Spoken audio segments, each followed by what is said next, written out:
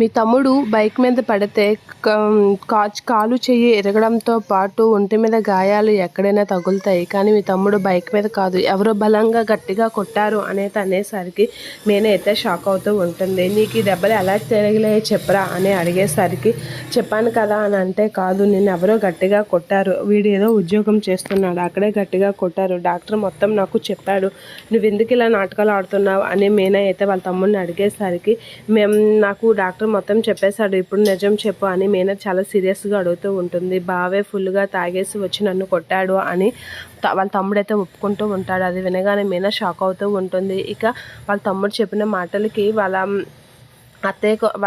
బాలు వాళ్ళ అత్తయ్య కూడా షాక్ అవుతూ ఉంటుంది. ఎందుకండి మా తమ్ముడిని మీరు కొట్టారు అని చెప్పేసి బాలుని అయితే మీనా గట్టిగా నిలదీస్తూ ఉంటుంది.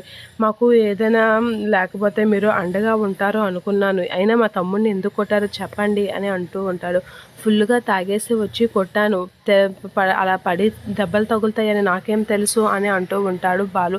అలా అనేసరికి మాకు ఏదైనా కష్టం వస్తే మీరు అండగా ఉంటారని భరోసా ఉండేది, ఇప్పుడు ఆ భరోసా పూర్తిగా పోయింది, మీరు మొత్తం ఎంత దినిగా మారిపోతారని అనుకోలేదు, నా తమ్ముడిని కక్ష కట్టినట్లుగా కొట్టారు అని చెప్పేసి అయితే అంటూ ఉంటుంది.